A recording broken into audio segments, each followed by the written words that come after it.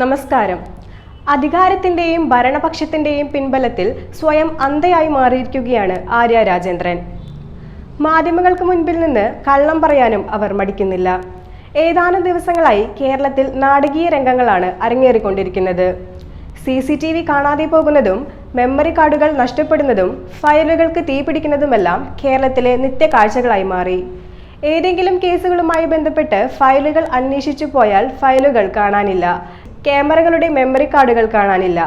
ഇനിയും ദിവസങ്ങൾ കടന്നു പോയാൽ മനുഷ്യരെ തന്നെ കാണാതാകുന്ന അവസ്ഥ കേരളത്തിൽ ഉണ്ടായെന്ന് വരാം.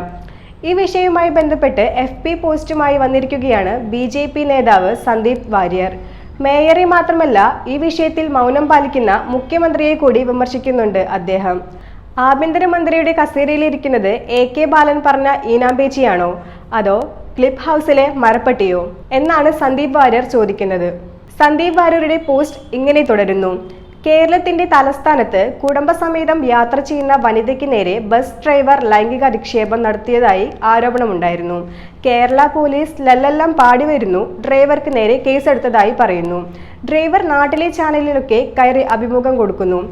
ഏക തെളിവായ CCTVയുടെ മെമ്മറി കാർഡ് തപ്പി 48 മണിക്കൂറിന് ശേഷം കേരള പോലീസ് വീണ്ടും വരുന്നു.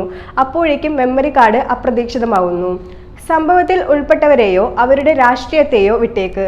ആഭ്യന്തരമന്ത്രിയുടെ കസേരയിലിരിക്കുന്നത് AK ബാലൻ പറഞ്ഞ ഈനാമ്പേച്ചിയാണോ അതോ ക്ലിപ്പ് ഹൗസിലെ അലമാരയിലെ മരപ്പട്ടിയോ? പറഞ്ഞു വരുന്നത് മറ്റൊന്നുമല്ല, തിരുവനന്തപുരം മേയർ ആര്യ രാജേന്ദ്രനും KSRTC ബസ് ഡ്രൈവർ യദുവും തമ്മിലുള്ള തർക്കം തന്നെയാണ്. കഴിഞ്ഞ ദിവസമാണ് പാളയത്ത് വെച്ച് മേയറും സംഘവും KSRTC ബസ് തടഞ്ഞു നിർത്തി ഡ്രൈവറുമായി വാക്കേറ്റം നടന്നത്. ബസ് ഇടതുവശം ചേർന്ന് ഓവർടേക്ക് ചെയ്തെന്നും ഡ്രൈവർ ലൈംഗിക അധിക്ഷേപം നടത്തിയെന്നുമാണ് ആര്യയുടെ ആരോപണം. മേയറുടെ പരാതിയിൽ പോലീസ് ഡ്രൈവർ യദുവിനെതിരെ കേസെടുത്തിരുന്നു. എന്നാൽ ബസ് തടഞ്ഞു നിർത്തി യാത്ര മുടക്കിയെന്ന യദുവിന്റെ പരാതിയിൽ കേസെടുക്കാൻ പോലീസ് തയ്യാറായില്ല. സംഭവത്തെ തുടർന്ന് അന്വേഷണത്തിനായി CCTV ക്യാമറ നോക്കിയപ്പോൾ അതിൽ മെമ്മറി കാർഡ് കാണാനില്ല. ക്യാമറ പ്രവർത്തിച്ചിരുന്നുവെന്ന് KSRTC ഡ്രൈവർ യദു മാധ്യമങ്ങളോട് പറഞ്ഞിരുന്നു. നാടകീയ രംഗങ്ങൾക്കിടയിൽ പോലീസ് സംഭവസ്ഥലത്തെത്തുകയും പരിശോധന നടത്തുകയും ചെയ്തിരുന്നു. തുടർന്നാണ് ക്യാമറയുടെ മെമ്മറി കാർഡ് കാണാതാവുന്നത്. ഇതിനെ തുടർന്ന് മനുഷ്യാവകാശ കമ്മീഷൻ യദുവിന്റെ പരാതി പരിഗണിക്കുകയും അന്വേഷണത്തിന് ഉത്തരവിടുകയും ചെയ്തു. ഇത്തരം സംഭവങ്ങൾ കേരളത്തിൽ സ്വാഭാവികമാണ്. ഫയലുകൾക്ക് തീപിടിക്കുന്നതും ക്യാമറകൾ പ്രവർത്തനരഹിതമാകുന്നതും കേരളത്തിൽ മാത്രം കണ്ടുവരുന്ന ഒരു പ്രത്യേക സന്ദർഭമാണ്. പ്രത്യേക കേസുകൾ നടക്കുമ്പോഴോ ഭരണപക്ഷത്തുള്ളവർ കേസിൽ ഉൾപ്പെടുമ്പോഴോ മാത്രമാണ് ഇത്തരത്തിൽ ഓരോന്ന് നഷ്ടപ്പെടുന്നത്.